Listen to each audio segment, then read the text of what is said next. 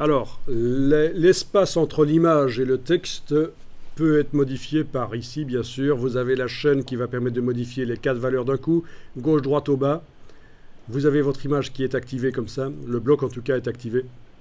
Vous allez augmenter la valeur comme ceci. Voilà, ça éloigne. Vous avez une marge d'habillage qui apparaît. Alors, le bloc, je vais peut-être lui mettre une couleur différente finalement parce qu'on ne voit pas trop dans ma... Ça, on ne voit pas trop. Voilà, je vais le mettre en jaune, bien.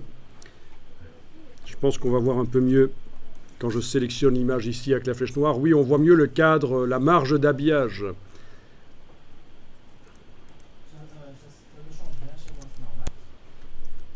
Donc voilà, c'est quelque chose qui se fait, évidemment, quand même éloigner un peu le texte de l'image.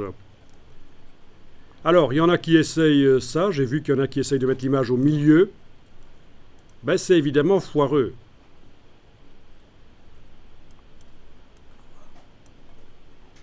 Tiens, j'étais censé avoir un bloc avec 2 colonnes. Je suis allé trop en arrière tout à l'heure. Je vais remettre les 2 colonnes.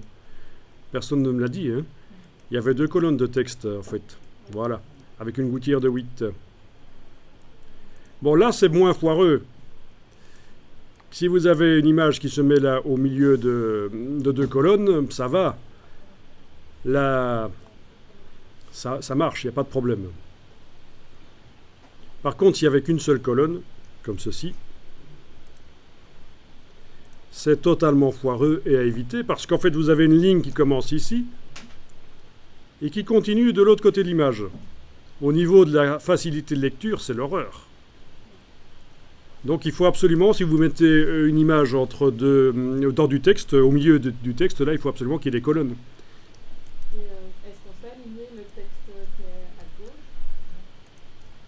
Alors, ta question, est-ce qu'on sait faire en sorte que le texte ici soit plutôt vertical? Bien sûr. C'est ce qu'on appelle la justification. Mais ça va nécessiter des petits réglages. Mais on peut tester là si tu veux. On va dans le menu texte paragraphe. Texte paragraphe. Chose qu'on a déjà au-dessus. Quand on est avec l'outil texte, on a déjà ces choses-là. Voilà, texte paragraphe.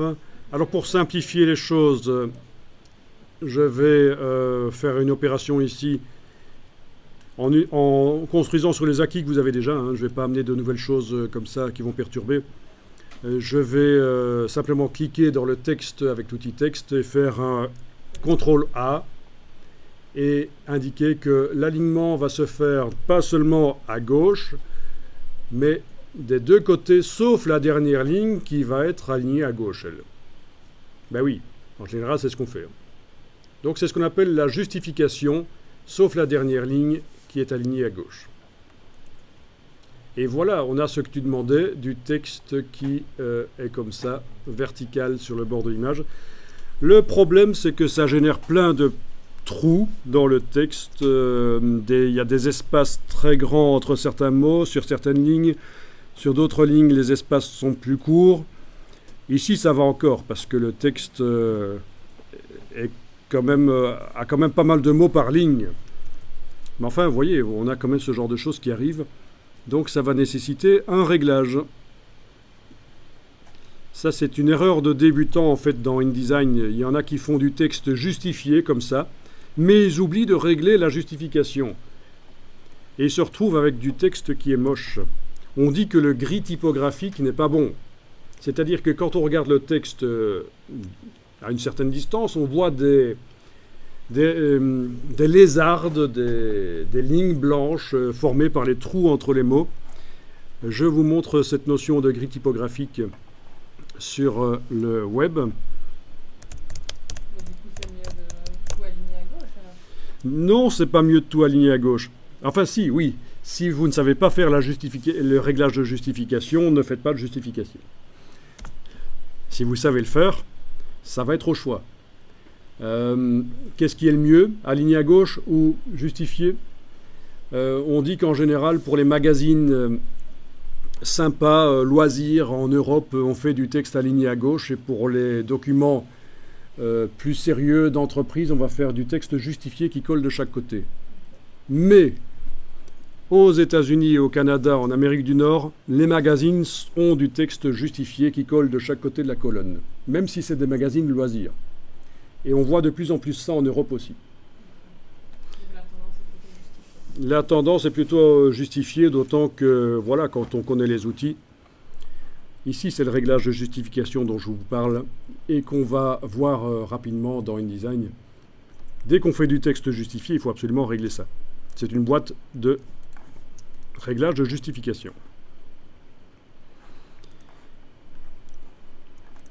Je vous montre quelques résultats de ma petite recherche sur le web. Merci. Donc, le filtre web m'empêche de bien montrer ce que je voulais montrer. C'est toujours génial. Voilà.